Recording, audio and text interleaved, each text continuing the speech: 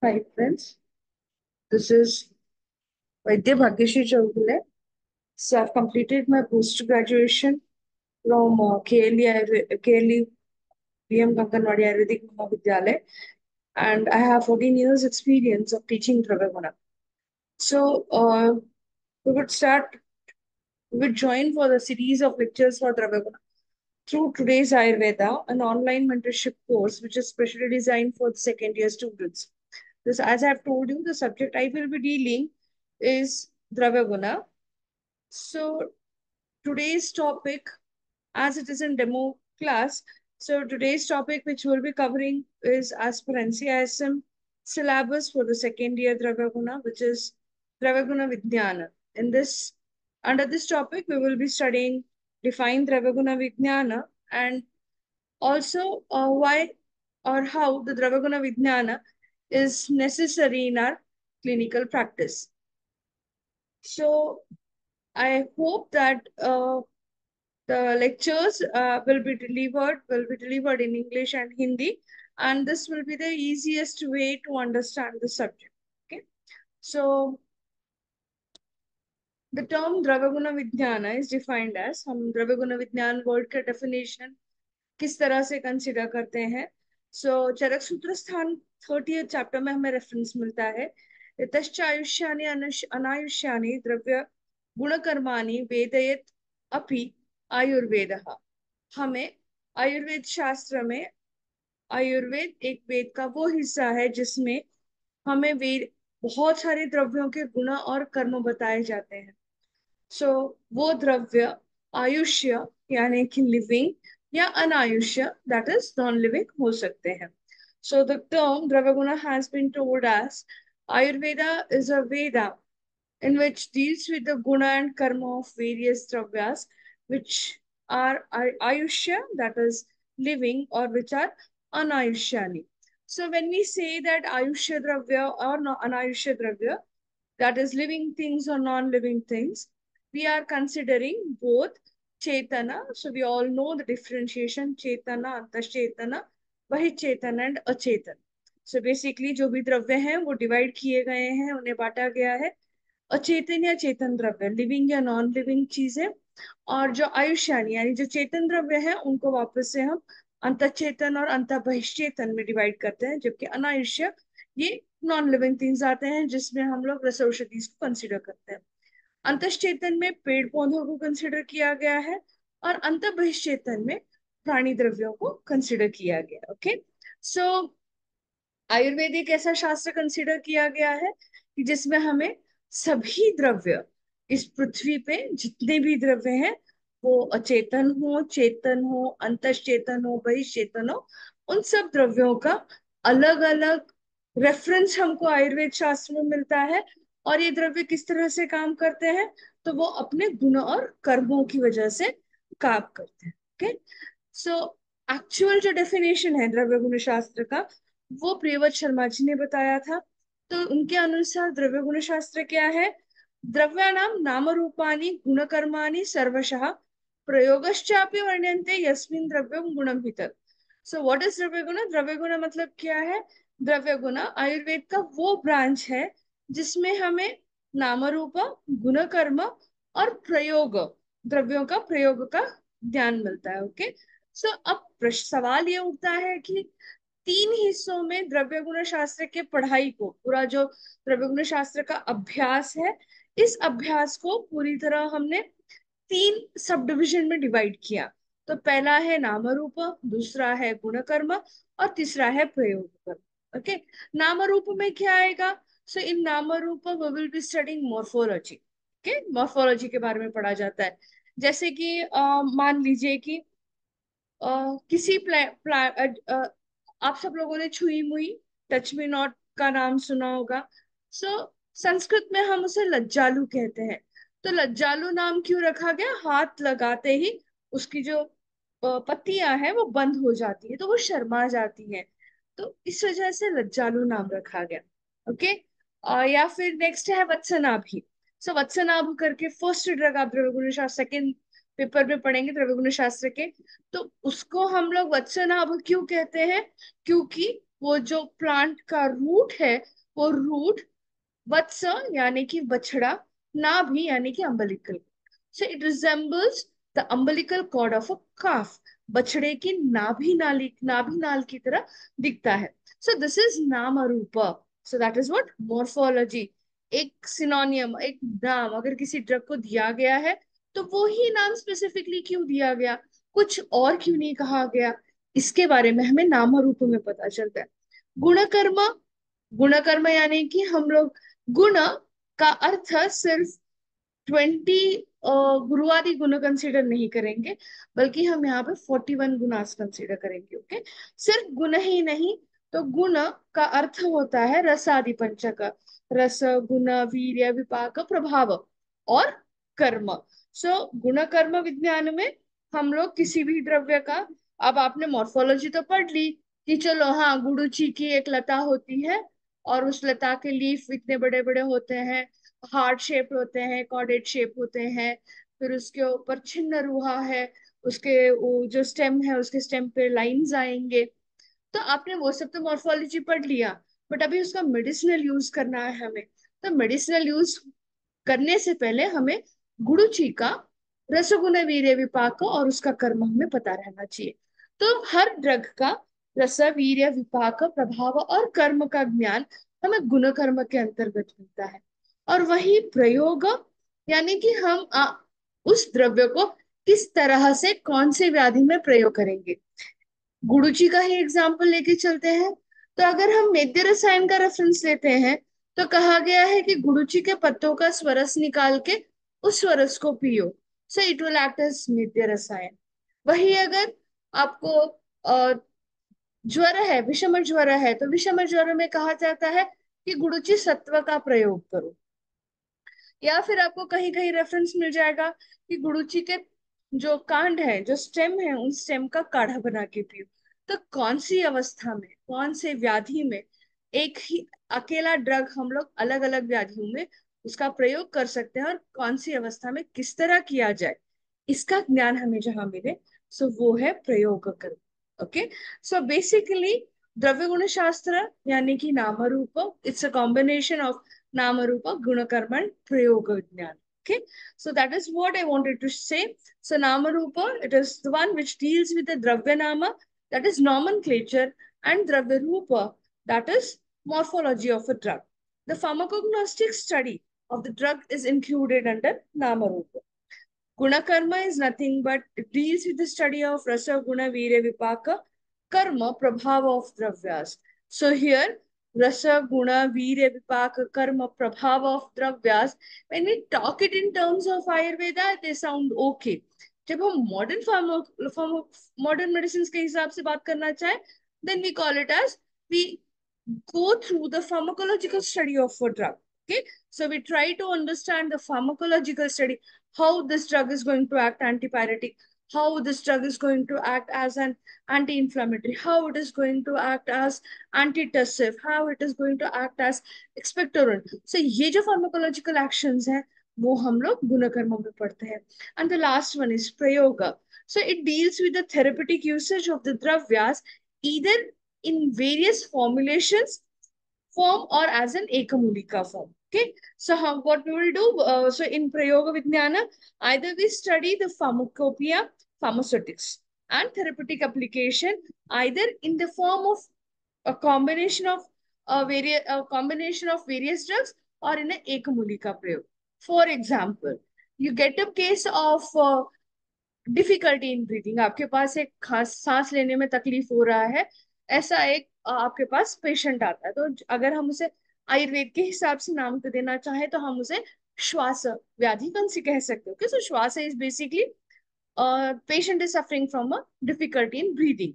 Okay, so there may be many cause. It is COPD, it is chronic obstructive condition is there, or the alveoli has got blocked inside, whatever pathology is there. So patient is complaining of breathing in difficulty, and you put that case under the um, Tamakashwas criteria. So you have a case of Tamakashwasa, that is asthma. So there are two things which we can use. In the form of one formulation, you can go for Sitopaladi Churna and Shwasakuthara, whereas you can go for Ekamulika Dravya Prayoga, you can go for Bharangi along with Guda and Ardhak. Okay, so we have two formulations. आप अकेले भारंगी को गुड़ के साथ भी use कर सकते हो, अदरक और गुड़ को यूज कर सकते हो, या फिर आप लोग सीतोपलादी चूर्ण और श्वासकुठारा रस को यूज कर सकते हो. So how the Sitopaladi Churna is formed? So Sitopaladi Churna is formed by Sitopala, Vamshalochan, Pippali, Ela, Tvaka. So these are the drugs, okay? So either combination of 7-8 drugs or single Bharangi can be used. So this part of the Dravya Guna where we study this, how to use the drugs either in the form of formulation or in the Ekamulika Prayogs, that comes under Prayoga Karma. Okay, so it deals with the therapeutic application and pharmaceutics. So the next part is what all uh, padarthas are considered under Dravya Guna Shastra. So basically, there are Sapta Padarthas, 7 main factors which we will study in Dravya Guna. Okay, so among that, first is Dravya. So Dravya itself. So here Dravya means medicinal herbs, medicinal plants. Okay. So द्रव्य का definition बताया गया है, यत्राश्रिताः कर्मगुणाः कारणम समवायी यत्तत् द्रव्य. आप लोगों ने पिछले साल फर्स्ट ईयर के पदार्थ विज्ञान के विषय में सब्जेक्ट में ये पढ़ा हुआ. ओके, सो इसमें क्या कहा गया कि यत्राश्रिताः, जहां पे आश्रित है. कौन कौन कौन आश्रित है? यत्र, जहां पे आश्रिताः आश्रित है, यानी कि उसके ऊपर, उसके अंदर रहते हैं. कौन कौन? कर्म गुणाः. ओके, सो कर्म और गुण. तो यहाँ पे हम गुण सिर्फ गुण न कहते हुए रस गुण वीर्य विपाक प्रभाव, दिस इज अनुक्त. मतलब हर जगह आचार्यों को लोग है ना बार बार वही वही अगर हम लिखेंगे तो उसको पुनरावृत्ति दोष कहते हैं. तो इतना सब यत्राश्रिताः कर्म रस गुण वीर्य विपाक प्रभावाः कारणम समवाय, उतना सब लिखने से अच्छा है एक गुण वर्ड यूज कर लेंगे. गुण से आप समझ लो कि उसके कैरेक्टरिस्टिक क्वालिटीज. ओके, उस द्रव्य के कैरेक्टरिस्टिक क्वालिटीज. जैसे नीम, नीम की क्वालिटी क्या है कि वो वृक्ष है, वो उष्ण, वो शीतोष्ण है और वो तिक्त रसात्मक है. तो ये इसका गुण है. ओके, सो जहां पे रहते हैं कौन? गुण और कर्म. गुण का अर्थ है यहाँ पे रस गुण वीर्य विपाक एंड प्रभाव, वेर एज कर्म. सो कर्म मतलब क्या है? आइदर here the संयोग, विभाग, urdhvagamana, adhagamana, so all these comes under karma. Okay, so all innumerable karmas. Here I have just mentioned samyoga, vibhaga, etc. It means everyone, vamana, virechana, deepana, pachana, जितने भी innumerable, according to Nagarjuna, there are अनेक कर्मवाद है, there are innumerable karmas. Okay, so all those अपने अपने हिसाब से जिस जग में जो चाहिए. जैसे श्वासाहार है तो श्वासाहार द्रव्य, लवंग एक श्वासाहार द्रव्य, तो उसमें श्वास को कम करने की कैपेसिटी, एक आस को कम करने की कैपेसिटी. सो उस हिसाब से जब हम बात करते हैं. ओके, सो द्रव्य इज डिफाइंड एज, और वो किस तरह से रह रहे हैं? वो लोग समवाय संबंध से रह रहे हैं. समवाय संबंध मतलब उनको एक दूसरे से हम लोग दूर नहीं कर सकते. So they will go hand in hand. हम उनको अलग, हम द्रव्य में से उसका गुण निकाल के नहीं रख सकते. ऐसा तो कुछ नहीं है ना कि मैं बोलूंगी अच्छा कि आप ये द्रव्य ले लो और ये द्रव्य तुम ये काम नहीं करोगे, सिर्फ ये एक ही काम करना है. इसको समझाने के लिए एक एग्जांपल. कभी आपको अगर हाथ पैर वगैरह दर्द होते हैं, सिर दर्द होता है, तो हम लोग अमृतांजन या फिर वायोलिनी स्प्रे, बाम लगा लेते. ओके, सो जब वो लगाते हैं तो हमें थोड़ी देर के बाद दर्द का एहसास कम हो जाता है, लेकिन साइमल्टेनियसली वहां पे जलन भी होती है. सो वो जलन क्यों हो रही है? Because either it will be having one of the chemical constituent, or one of the component as capsaicin or nilgiri tail will be there. so such drugs such drugs causes irritation. Okay, so मैं अगर मेरे पास patient आता है, उसका बहुत muscle pain हो रहा है एंड बोलता है नहीं डॉक्टर साहब बहुत मसल पेन हो रहा है, आप कुछ ना कुछ मलहम लिख के दे दो. तो मैं क्या करती हूँ, वायोलिनी जेल लिख के दे देती हूँ. और वो पेशेंट वायोलिनी जेल, तो मैं ऐसे तो नहीं कहना हाँ वायोलिनी जेल सिर्फ आपको क्या करना है, जाके उसका दर्द कम करना है, बिल्कुल जलन नहीं करना. अगर उसमें कैप्सिसिन है तो कैप्सिसिन अपने ओरिजिनल क्वालिटी के हिसाब से जलन करेगा ही। हम कैप्सिसिन में से जलन को नहीं निकाल सकते। हम कैप्सिसिन में से वो जो गर्माहट पैदा होती है उस गर्माहट को नहीं निकाल सकते। Okay, so they go in समवाय संबंध। We can not remove any one factor from the द्रव्य। अगर कोई एक फैक्टर हट जाए तो it will lose its medicinal property. Okay, so यत्राश्रितः कर्मगुणः कारणं समवायि यत्तद्द्रव्यम्। सो जो कॉजेटिव जो हेल्पफुल फैक्टर्स है कारण द्रव्य में से, वो द्रव्य जिसमें कर्म और गुण यानी कि रसगुण वीर्य विपाक ये दोनों समवाय संबंध से रहते हैं, उस फैक्टर को हम लोग द्रव्य कहेंगे। रस, सेकंड फैक्टर और सेकंड पदार्थ इज रस। सो रस्यते आस्वाद्यते इति रसः। As far as we study rasa, so according to subject, the term rasa changes. Okay, when we say rasa in Rasa Shastra, it is parada. When we say rasa in Kriya Sharira, it is rasa dhatu. But when we are talking about rasa in Dravya Guna Vijnana, it is something which is related to the taste of the drug. Okay, तो द्रव्य का जो स्वाद है उसे हम लोग रस कहेंगे। So here the definition of rasa is rasyate asvadyate iti rasaha. So the guna, the character which is perceived by the rasanendriya is considered as rasa. So वो फैक्टर जो हम लोग अपने रसनेन्द्रिय से ग्राह्य कर सकते हैं, जिसे हम रसनेन्द्रिय से एंजॉय कर सकते हैं, so that is known as rasa. Thus based on this nirukti we can consider the shad rasas, that is madhura amla lavana katutikta kashaya as rasas. Okay, then next point is guna. So गुण्यते आमंत्र्यते ये गुण की निरुक्ति है। So ये जो गुण्यते आमंत्र्यते निरुक्ति है, this निरुक्ति helps us to understand actual meaning of guna. Okay, so गुण का अर्थ क्या है, गुण की निरुक्ति कौन से वर्ड से हुई, गुण्यते आमंत्रिते, जो दूसरों को अट्रैक्ट करे। ओके, सो दो that is what quality is. आप कितने अच्छे हो, आप कोई एक पर्सन है, फॉर एग्जाम्पल अगर आपका फेवरेट प्लेयर MS धोनी की ही बात कर ले या फिर विराट कोहली की बात कर ले, तो उनका एक खेलने का पैटर्न है जिसकी वजह से आप उनके खेल की तरफ अट्रैक्ट होते हो, और उनको बाकी के प्लेयर से MS धोनी को बाकी के प्लेयर से सेपरेट करने के लिए उनका हेलीकॉप्टर शॉट काफी है। ओके, विराट कोहली की बात करेंगे तो उनका गेम से ज्यादा उनका जो बचकाना बिहेवियर होता है, वो बिहेवियर उनको बाकी लोगों से अलग बनाता है, and he is a good, right. So वो एक क्वालिटी है जो उस प्लेयर को बाकी के प्लेयर से अलग करती है। सो दैट इज व्हाट गुण्यते आमंत्रित इज। ओके, जो गुण वो है जिसकी वजह से लोगों का ध्यान आकर्षित हो उस द्रव्य की तरफ। Okay, so this is the निरुक्ति ऑफ टर्म गुण।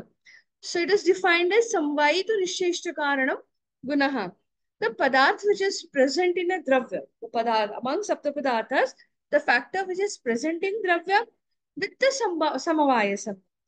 Okay, so गुण क्या है, so जो द्रव्य के साथ समवाय संबंध में रहते हैं।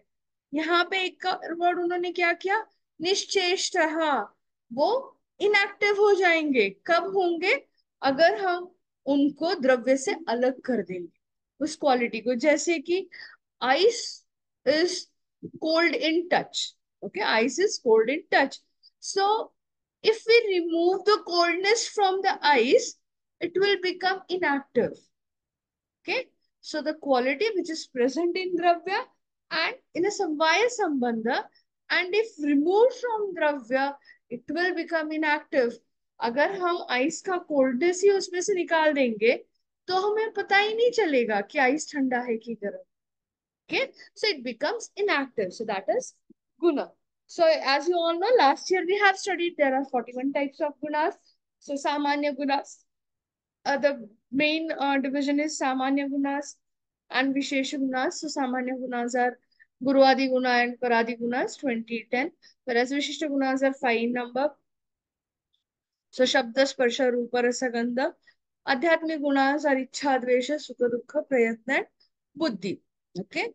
So these are the 41 Gunas. Next comes Virya. So Virya is the potency of a dravya. Actually, if you want to understand Virya, so according to modern pharmacology, they call it as potency of a dravya. Okay. But when we start studying Ayurveda, when we want to understand Ayurveda, it is very necessary to understand actually what Virya is. So the term Virya has been defined as Viryam tu kriyate yena ya kriya. Okay? The factor because of which the drug undergoes certain pharmacological action, if the drug produces certain pharmacological action, that factor is known as वीर्य. किसी एक, जैसे अदरक है, तो बहुत आपको खांसी हो रही है, बहुत कफ निकल रहा है, रात को आपकी मम्मा ने क्या किया, आपको थोड़ा सा अदरक दे दिया, बोला कि बेटा अदरक थोड़ा मुंह में पकड़ लो तो रात को नींद अच्छी आ जाएगी, या फिर लवंग थोड़ा सा मुंह में पकड़ लो तो आपको नींद अच्छी आ जाएगी. सो यहाँ अदरक है या लवंग है, तो जो इनका उष्ण गुण है, उस उष्ण गुण की वजह से कफ का विलयन हो रहा है. ओके. तो यहाँ पे जो उष्ण वीर्य या फिर चंदन है, बहुत गर्मियों के सीजन में आपने देखा होगा, आजकल तो ये पॉन्ड्स सिंथॉल वगैरह आजकल का. पहले के जमाने पे अवचूर्णन के लिए गर्मियों के सीजन में अगर आप ऋतुचर्या पढ़ेंगे तो वसंत ऋतु और ग्रीष्म ऋतु में बताया गया था कि बहुत गर्मी हो रही है तो आप चंदन का पाउडर यूज करो. क्यों? क्योंकि चंदन का पाउडर ये शीत वीर्यात्मक है, तो सूरज की जो गर्मी है उसको कम कर देगा. Okay. So this is what वीर्य is. So how the chandan powder or how that adrak or lavang is going to act? So it is going to act because of its ushna virya or shita virya. So basically we have various vadas with Dvida virya vada, ashtavida virya vada is there. Okay. So basically, even though the ashtavida virya vada is there, again it was regrouped under ushna virya, shita virya. Very few drugs we have shitoshna virya dravyas or anushna virya dravyas are there. Okay. So the next factor, the fifth factor is vipaka. So if we start studying vipaka in detail, it will go along. बहुत बड़ा topic होता है विपाक को understand करना. इस concept में आगे हम जब इंडिविजुअल विपाक टॉपिक स्टार्ट करेंगे तब हम डिटेल में देखेंगे. तो यहाँ पे इन शॉर्ट विपाक देख लेंगे. तो यहाँ पे जो शास्त्रकार है, जो संहिताकार है, उन्होंने सीधा सीधा बताया कि जठराग्नि नाम योगादिदेति रसांतरम रसानाम परिणामन्ते सविपाक इति स्मृता. सो कोई भी द्रव्य जब हम खाते हैं तो जठराग्नि नाम योगाद, जठराग्नि के कांटेक्ट में आने के बाद रसांतरम, जो उसका ओरिजिनल रस है वो चेंज हो जाता है. ओके.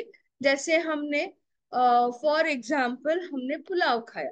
सो पुलाव भले ही चावल मधुर रसात्मक है, भले ही उसमें डला हुआ प्याज मधुर है, भले ही उसमें डला हुआ मटर मधुर रसात्मक था, भले ही आपने बिरयानी खाई तो उसमें जो नॉनवेज मटन वगैरह डाला वो मधुर रस द्रव्य थे, मधुर कषाय रस द्रव्य थे, लेकिन फिर भी आपको नेक्स्ट डे मॉर्निंग कॉन्स्टिपेशन हो सकता है, या फिर आपको नेक्स्ट डे मॉर्निंग आपको एसिडिटी हो सकती.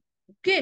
सो दिट इज बिकॉज भले ही हमने मधुर रस वाला द्रव्य खाया, लेकिन जब वो पुलाव पेट के अंदर गया, it came in contact with जठराग्नि नाम योगाद, it comes in contact with जठराग्नि and it udeti, it results in rasantara, it changes the rasa of dravya. Okay. And rasanam parinamante, parinama ante, that is end of the digestion. So rasanam parinamante, at the end of the digestion, the rasa which you see is nothing but vipaka. Okay. So the term vipaka can be defined as the rasantarana, that is change in rasa, which is produced at the end of the process of digestion, that is after dravya undergoes jఠराग्नि paka. Okay. I'm not talking about the धातु पाक और धात्वाग्नि पाक, वो विज्ञान भी। हम लोग धात्वाग्नि भूताग्नि पाक में नहीं जा रहे हैं, अभी जठराग्नि पाक में ही उसका रस बदल जाता है। ओके, सो द रसांतरण, दैट इज चेंज इन रसा which produces at the end of the process of digestion, that is after the dravya undergoes jఠराग्नि पाक, is known as vipaka. So we have three types of vipakas: madhur vipaka, amla vipaka, and katu vipaka.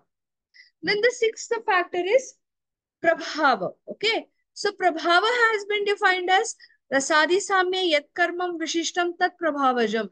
So prabhava kya hai? Even though the dravya, it follows the general rule of dravya guna, that is, if madhura rasa is there, it is supposed to be shita viryatmaka, it is supposed to be madhur vipaki, and it is supposed to do brahmana. Okay, if any katu tikta rasa dravya is there, it is supposed to be ushna virya, it is supposed to be katu vipaki, and it acts as deepana pachan. But sometimes what happens is katu tikta rasa, ushna virya, katu vipaki dravya, they act as bhedan. Okay, जो normal criteria है, अच्छा, कि कषाय रस है तो उसका क्या काम है? कषाय रस वाले द्रव्य को हमेशा स्तंभन नहीं करना है, यानी कि जहां पे भी एक्सेसिव फ्लो हो रहा है उस फ्लो को रोकना है।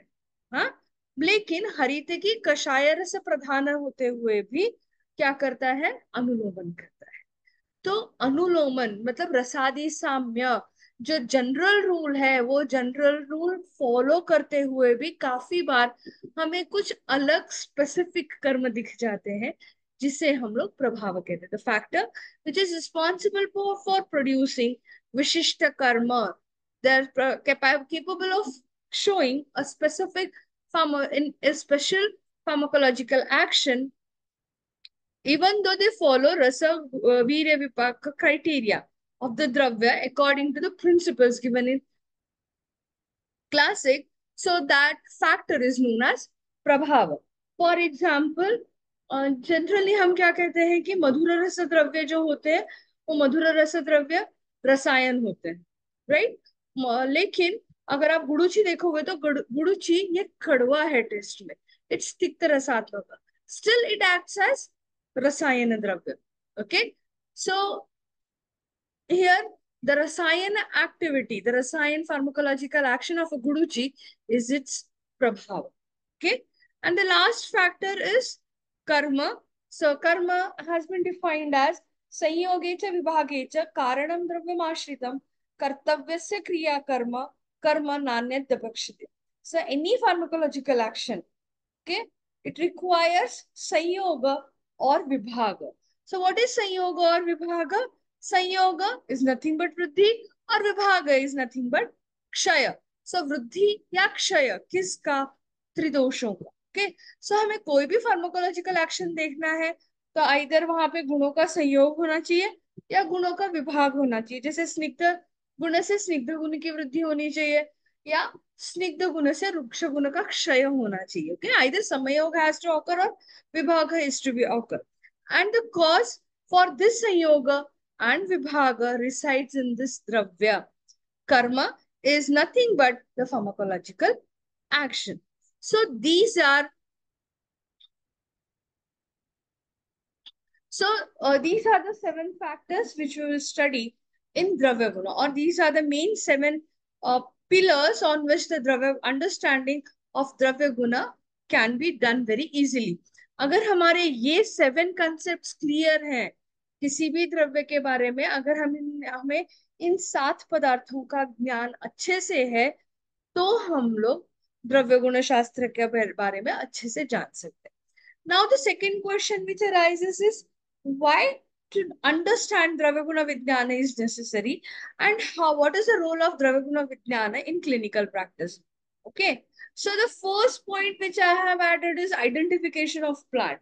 So why I have added this topic is because, or this point is here because this thing or the importance of identification of medicinal plant I found it more necessary. I find it more necessary. मुझे बहुत ज्यादा लगता है कि हमें plants identify करना आना बहुत जरूरी है।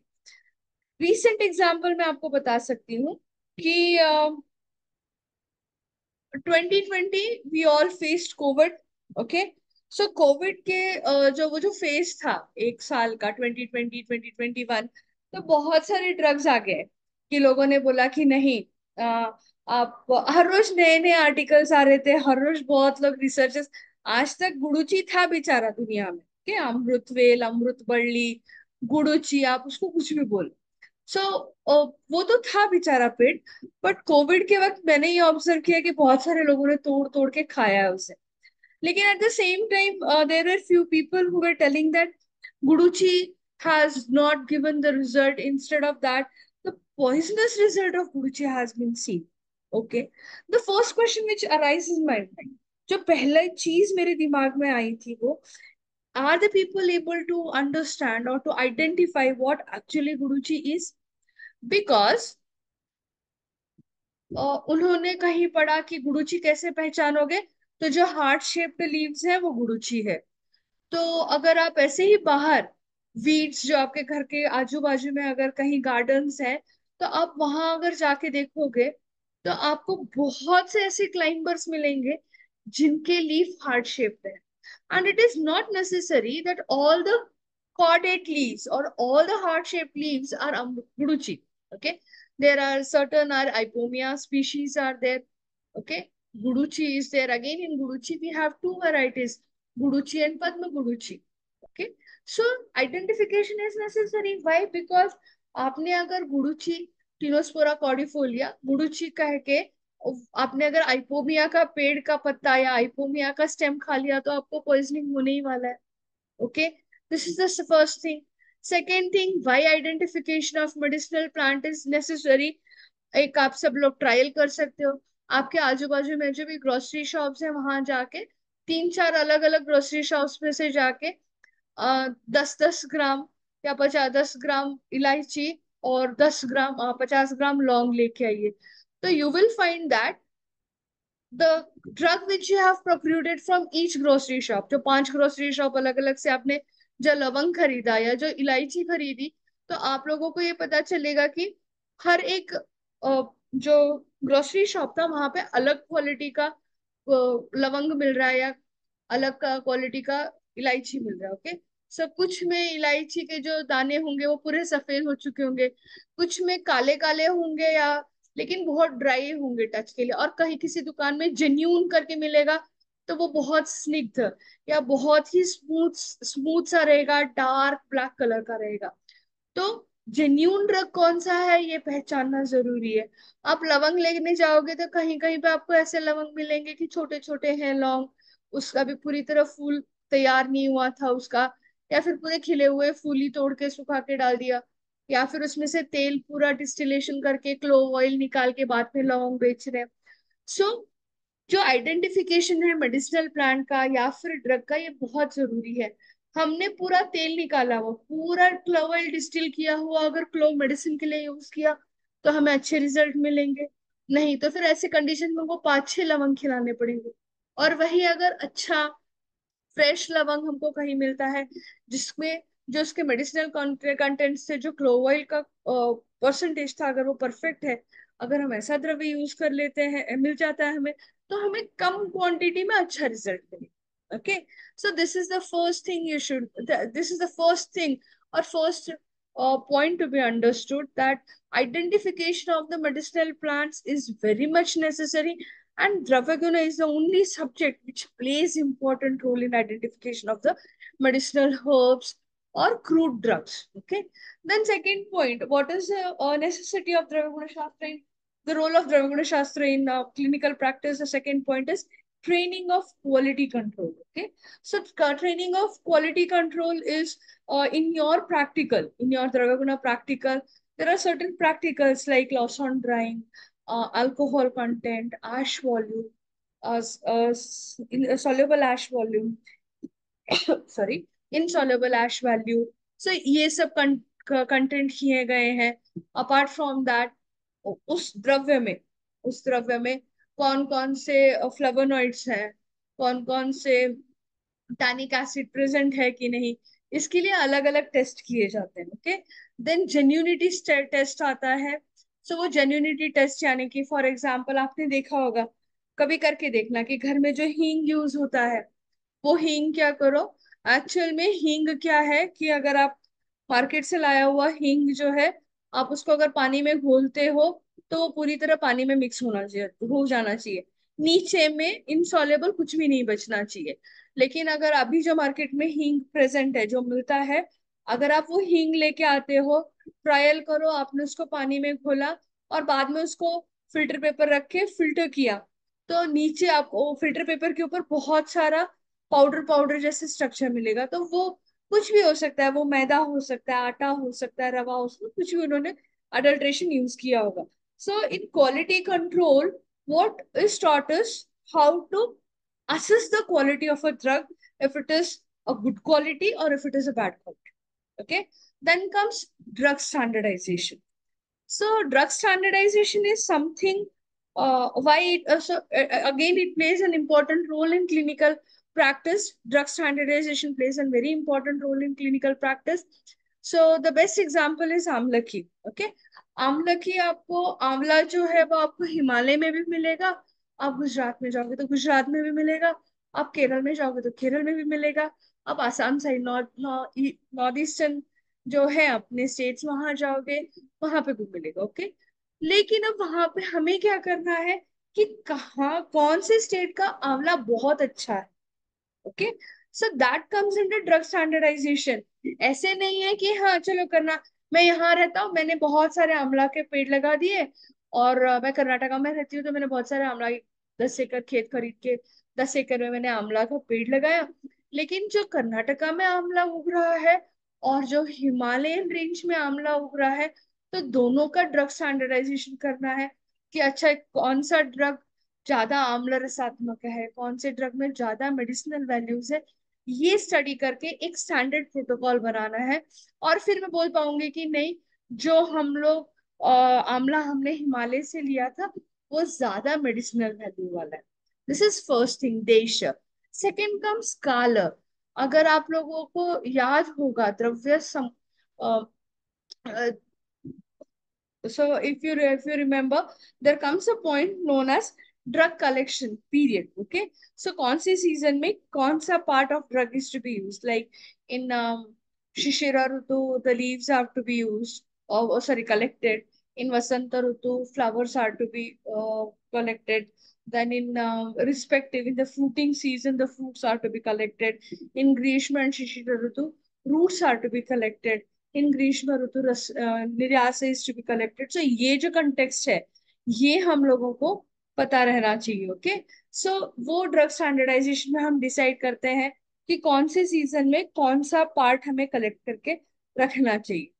Then the second last point is understanding the Ayurvedic pharmacy. Okay, understanding the Ayurvedic pharmacy means what is that is what in प्रयोग विज्ञान I have told, आपको कौन से द्रव्य किसके साथ कंबाइन करके यूज करने हैं, कितने क्वांटिटी में का यूज करने हैं। मैं ये कभी नहीं कहूंगी कि आप लोगों को शास्त्रोक्त तो जो बताया है उतना ही यूज करो, आप अपने खुद के फॉर्मुलेशंस भी बना सकते हो। कोई पेशेंट है, वो पेशेंट को समझो, उसके सिम्टम्स को समझो, द्रव्यों को देखो, और कौन सा द्रव्य यूज करना है आप डिसाइड करो। For example, like if you have a case of a old, old case of or healed case of pulmonary tuberculosis, okay? So healed cases of pulmonary tuberculosis, the patient will have the history or he will be complaining of cough on and off।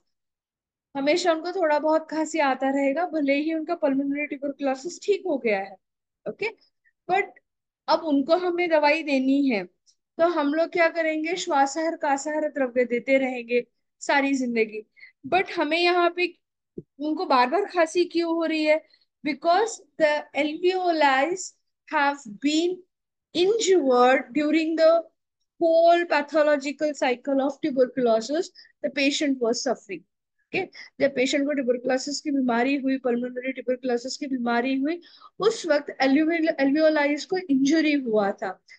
उस injury में से alveoli अभी तक बाहर नहीं निकल पाया है। आज हम लोग पेशेंट को बार बार खांसी आ रही है, इसलिए हम उसको श्वासर कासर द्रव्य तो दे रहे हैं, लेकिन हम लोग क्या कर रहे हैं, सिम्टोमेटिक ट्रीटमेंट दे रहे हैं कि खांसी कम करने के लिए खांसी की दवाई दे रहे हैं। लेकिन हमें यहाँ पे ट्रीट किन्हें करना है, एल्वियोलाई को करना है। तो एल्वियोलाई को जो इंजरी हो चुकी है, जो डिस्ट्रक्शन ऑफ क्यूटेनियस टिश्यूज वगैरह वहां पे जब भी जो कुछ भी हुआ होगा, एपिथेलियल टिश्यू वगैरह, तो उसका जो इंजरी हुआ है उसको रिकंस्ट्रक्शन पे हमें ध्यान देना पड़ेगा। तो रिकंस्ट्रक्शन के लिए कौन सा द्रव्य यूज करना है हमको, पुनर्नवा यूज करना है। सो this is what understanding Ayurvedic pharmacy is. अब मैंने बोला आपको कि चलो पुनर्नवा यूज करना है पेशेंट में, आपने फटाक से पुनर्नवा लिया, तो दूसरा सवाल दिमाग में क्या आएगा कि मैडम जी यूज कैसे करना है, how you are going to use this पुनर्नवा। So then again I will say that okay, go for क्षीरपाक। I will not tell to go for क्वाथा, बिकॉज यहाँ पे मुझे हीलिंग प्रोसीजर चाहिए। सो जब मैं कहती हूँ कि मुझे हीलिंग प्रोसीजर चाहिए, तो मैं वहां पे ब्रूमण करने वाले द्रव्य, रसायन द्रव्य का प्रयोग पे ज्यादा ध्यान दूंगी। पुनर्नवा जो नाम में ही है, पुनर्नवा फिर से नया, ओके, वो प्लांट का नाम ही है, इसीलिए तो दैट इज व्हाट नाम रूप। नाम रूप क्या बताया, पुनर्नवा। वो खुद भी हर साल नया, उसका रूट्स, अब एक जगह आपने अगर पुनर्नवा लगाया है मान लो, तो वहां पे पुनर्नवा इस बरसात में आएगा, अगले साल तक गर्मियों तक वो पूरा सूख जाएगा। आपको लगेगा कि अरे यार लास्ट ईयर इतना अच्छा पुनर्नवा आया था और चला गया। वापस से बारिश होने लगेगी ना, तो फिर वहां वापस से पुनर्नवा आ जाता है। उसके रूट्स जमीन के अंदर वैसे ही रहते हैं, हर साल नए लीफ आता है। This tell the regeneration of the degenerated tissue cells in the body, कि एल्वियोले अंदर ही अंदर है, लेकिन जो डीजेनरेशन हो रखा था उसको रीजनरेट करने की कैपेसिटी, इसीलिए उसका नाम पुनर्नवा दिया गया है। तो पुनर्नवा का प्रयोग क्वाथ के फॉर्म में अगर मैं करूंगी, तो वो क्या करता है, स्क्रैप करता है, वो शोधन करता है, वो वहां पे कलेक्टेड फ्लूइड को निकालेगा, वो शोधन की तरह काम करेगा। ओके, वो जरूरत से ज्यादा यूरिनेशन, फ्रीक्वेंसी ऑफ मिक्सचरेशन को इंक्रीज करेगा, यूरिनेशन, यूरिन क्वांटिटी को इंक्रीज करेगा, it will act as a मूत्रल। But when I suggest a patient a known case of healed tuberculosis, if I suggest such case to use punarnava kshirapaka, there it will regenerate the degenerated alveolar tissue. Okay, so this is what understanding of Ayurvedic pharmacy. We get the knowledge how, when, and in which form the drug is to be used. Okay, and the last point is education on drug development. So, education on drug development is nothing but how a new drug has to be developed. I I understand or I accept that we have n numbers of plants, we have n numbers of formulations in Samhita, but if you are interested, if you want, you can try to uh, find out a new combination of drugs, and that can be used in your clinical practice. So this is what the main necessity of Dravyaguna Vijnana is there to understand in terms of clinical practice. Okay. So I hope that you might have found this presentation very useful. Thank you.